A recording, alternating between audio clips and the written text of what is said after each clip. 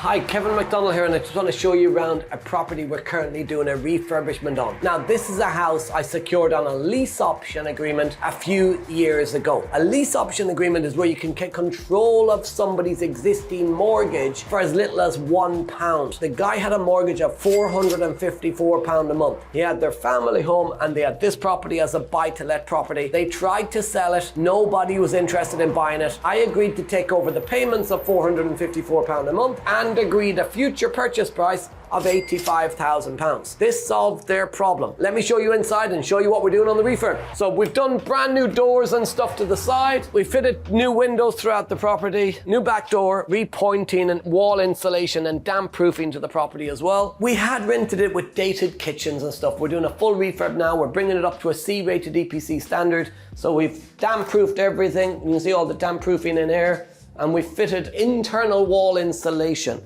So you can see it's been fitted up to this point, and we're gonna carry along here. We've left this bit open at the moment because I've identified a leak that we need to fix. Plasterboard and stuff on in most parts around the kitchen. So the bathroom, this was run as a multi-let property when we took it on. So we took it on the option, we rented it out by the room, we created good cash flow from it as a house in multiple occupancy.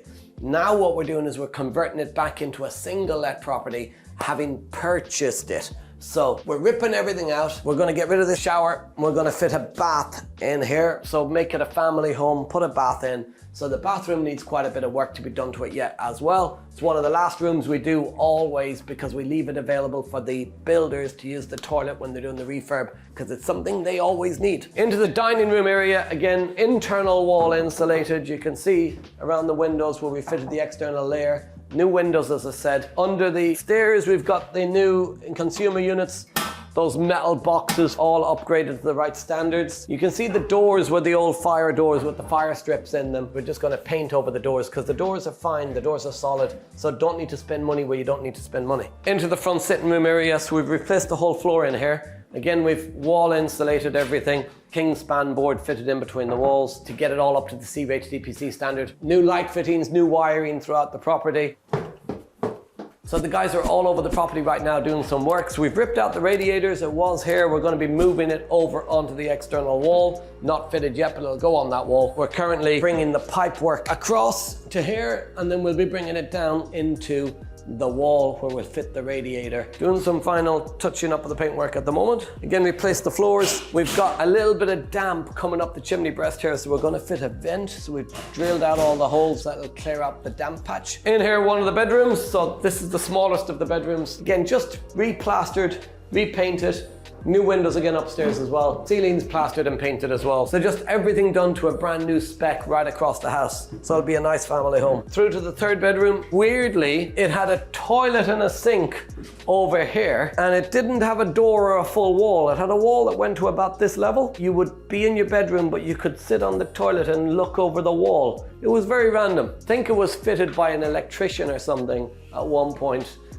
Because it certainly wasn't a plumber's job. Fourth bedroom. So it's a 4-bedroom house. Try not to touch the paintwork. Up in the attic room, we've repainted all the banisters. We're going to be fitting spotlights throughout the ceiling. New windows up in the attic room fitted as well. In this section, we've built it out so it looks very modern, very nice for the family that moves into the property. So the option to buy price for this property was 85 grand. Now we secured this deal back in 2017. That's given us 6 years to create cash flow from the property. So to create a profit from the property month after month after month. So it took about 25, 26 months to create the deposit pot to buy the property, and then another 25 to 26 months to create the money for the refurbishment for the property. But over the last 6 years, the house has gone up in value naturally as the markets went up in value.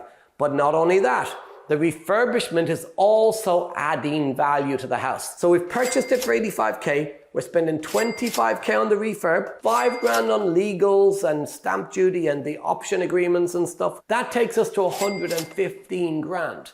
Now the end value of this property will be around 160 grand. £45,000 of added value. We refinance it onto a mortgage of 120 and we've got all of our money back out of the deal. This is what creative property investing thinking is and how it works. If you want to learn how you can think creatively, how you can build a portfolio using things like lease option agreements, creative property investment techniques, there's a completely free report. It's in the pinned comments and in the description. Go download it right now. There's never been a better time in history for creative property deals. I've been Kevin McDonnell. You've been amazing. See you next time.